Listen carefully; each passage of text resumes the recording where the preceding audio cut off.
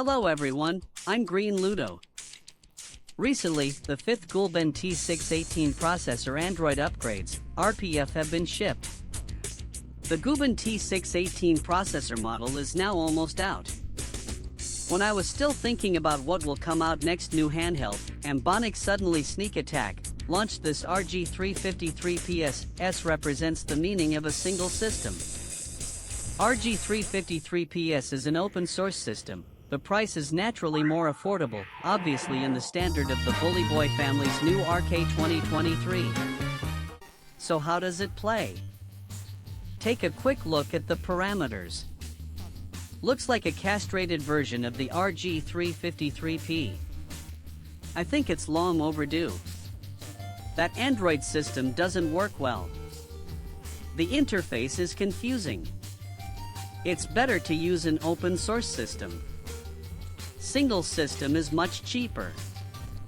This time there are 3 color schemes: GB gray, purple translucent, and white translucent. My favorite among them is white translucent. This color scheme comes from the SFC's third-party grips. Even the bumps on the top are reproduced. Some people are complaining. Why don't they just make it exactly the same color scheme as the Japanese SFC grips? The RP3 I bought before was the SNES color scheme. I'm tired of the gray color scheme. Since then, all the handhelds I've bought have had bright colors.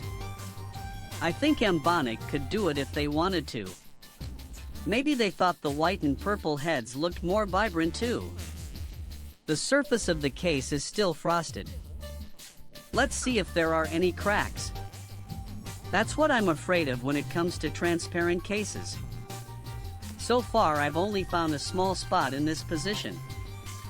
I do not know, is dust or something. Now look at the screen bezel is actually very narrow.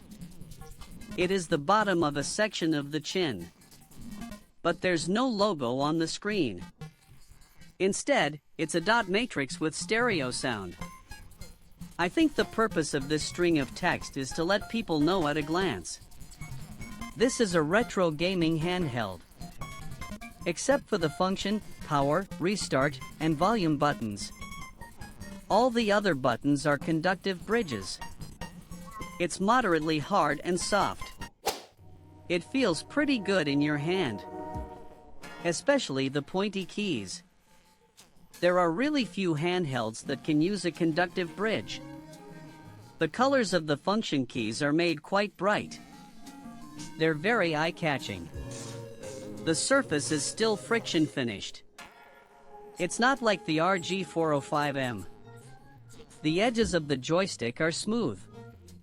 That means it's not a hall rocker. I think it's for cost saving. After all, it's to kill the RK2023, which is also labeled as cost-effective. The 3 ports above are OTC ports. Video output port. Charging port. Below are the speakers on the left and right sides. In the center are 2 attached card slots and 3.5mm headphone jack. There's nothing on the left or right. But what's this one on the left? There's nothing on the right side.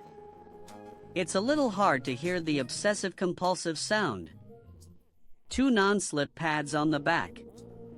1 set of plain text in the center. Charging power is 7.5 W. Battery capacity is 3,500 mAh.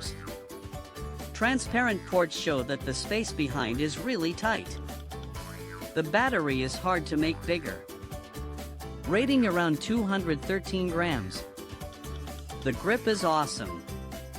Much better than those square handhelds. After all, the exterior is the handle of the Rubik's Cube. The curvature of both sides is so big. It would be strange if it doesn't feel good in your hand. And the joystick is far away from the buttons.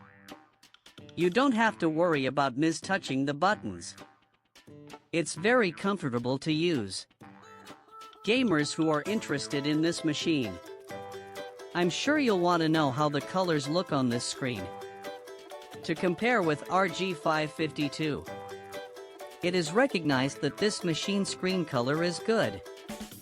Xperia 3 horsepower overall color tone is not too soft and not too cold. The screen brightness is obviously quite a bit higher than the RG552. Here is a comparison of the two at the same brightness. 353 horsepower says that the colors on the Tiny 5 are a bit lighter. RG552 is quite colorful. The difference between the two is really big. But this time, the color of 353 horsepower.